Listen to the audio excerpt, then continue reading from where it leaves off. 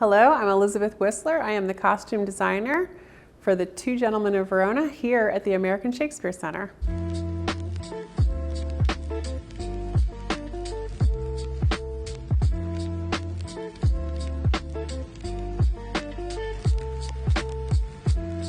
My favorite part about designing for Shakespeare, specifically at the American Shakespeare Center, is that the set is static. It's a permanent structure.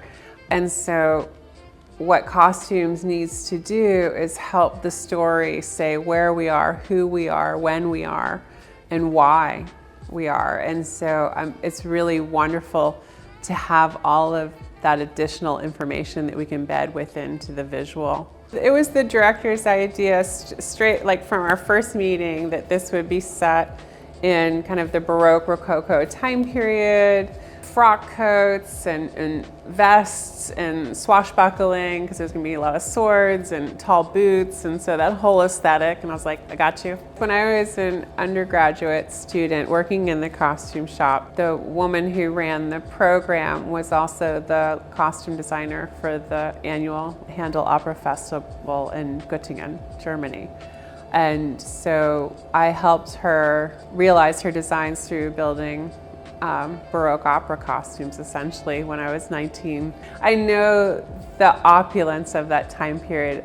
I know what the silhouette looks like. I'm very familiar with it.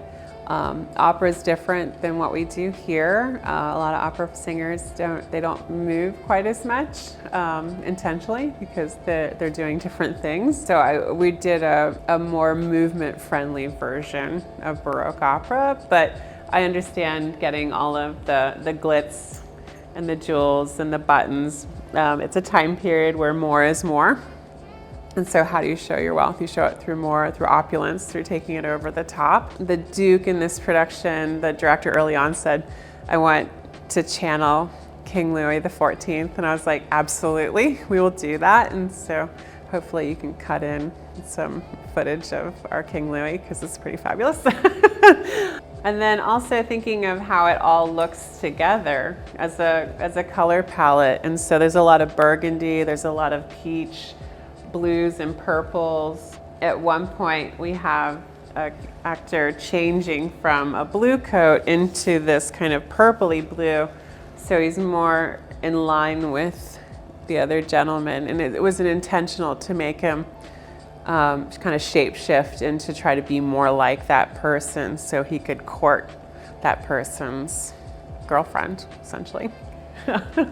They have servants that are also accompanying them, but they are also really wonderful characters that honestly have just as much importance in the play.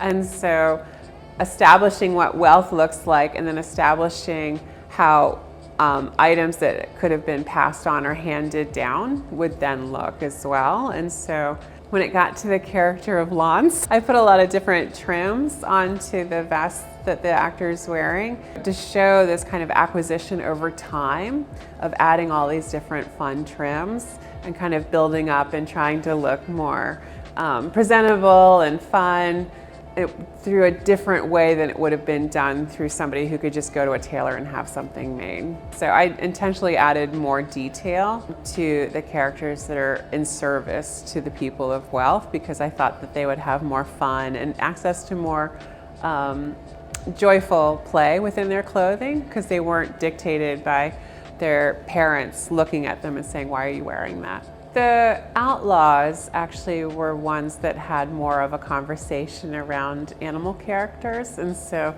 in speaking with the three actors that were playing outlaw characters, I said, when we're giving you a mask or hiding you, what's your animal character? And so they came up with badger, snake, and octopus, which is fun. And so we embedded some of that into the language of their garments. And so I then took it one step further and thought, well, what if they were kind of like a motorcycle gang and they all had patches on their backs to help, distinguish who they are, but something kind of fun that they did out in the woods. They each made themselves their own patch. And so it was intentionally trying to make it look handmade. Valentine and Proteus, they start off very similar at the top of the show, but then Valentine who's outcast and has to go live with the outlaws. And so his character shifts into the world of the outlaws, but again, kind of wanting to make him, it's another word for badass. We wanted him to be kind of badass, and so I gave him a leather version of kind of this baroque embroider opulence. And then the character of Proteus starts off very flamboyant and flashy and showy as well, and showing his wealth, but then toning it down a bit and wanting to be more like Valentine. Julia, the first time we see her on stage, is wearing this. It's a full dress. It actually has an underskirt as well that goes with it. But this is the color choice for that character, and so putting her into this kind of warm peach tone is just beautiful on the performer, but also it plays well with the person who's supposedly in love with. And so they have this kind of connection through color as well, so we recognize who's with who early on in the show, and it helps us along the lines with the story. You know, this is another one of the vests that's worn by Proteus. And so that puts them together, and then the character decides to go into disguise as a young man. We tried to keep the same color so we know it's that person going, and so when they come back wearing this outfit, we know that it's this character wearing a different outfit as opposed to the actor becoming a different character entirely. The goal always, though, with my design is that it feels so much a part of the story that you're not actually just thinking about the costumes when you walk away or what you saw. Come and see the show multiple times. I think you'll see something different each time. You'll catch up on details, or you'll see things you'll be like, oh, I didn't realize that was that, you know, there. Or, was that really what I saw? Let me see it again. But the goal is that it feels like these characters went into their closets that morning, their wardrobe, and that is the exact right outfit for that day, that time, that location, for that activity. And so as much as I appreciate having recognition of the costumes and time spent talking about them and all of the work and labor that goes into it and incredible talent and energy that it takes to create garments of this quality by some really talented people that work here, I also would really hope that it just feels so appropriate and right to the world that we're not really thinking about the costumes as outside of it, you know, and that people just walk away saying, it's a great show.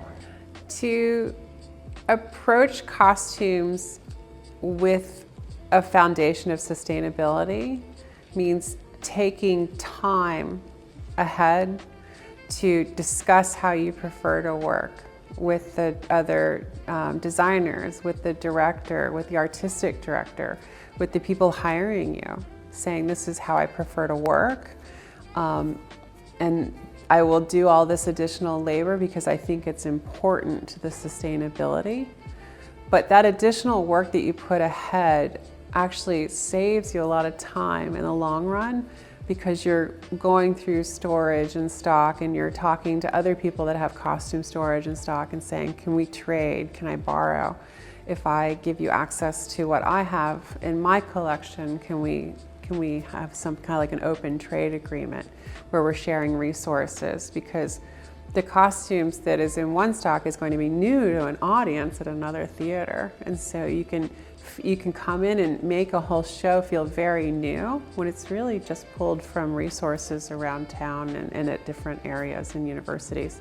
The sustainability really is not just through clothing and materials and garments, it's also sustainable life and work balance, thinking kind of a holistic approach to the entire thing, but being very upfront and honest about that approach will help people understand why you're turning in a rendering for a blue and purple dress, but what you're going to get on stage is an entirely different color, is because it's what I found in stock that fits really well, that works perfectly for the character in that scene, and they feel really good in.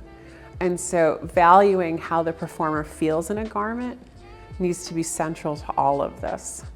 And that comfort and the ability to move in it and to feel agency within that design choice of the performer goes a long way. Thank you for spending this time with me looking at costumes for the Two Gentlemen of Verona. Make sure to catch our fall season on stage at the Blackfriars Theater in Staunton, Virginia.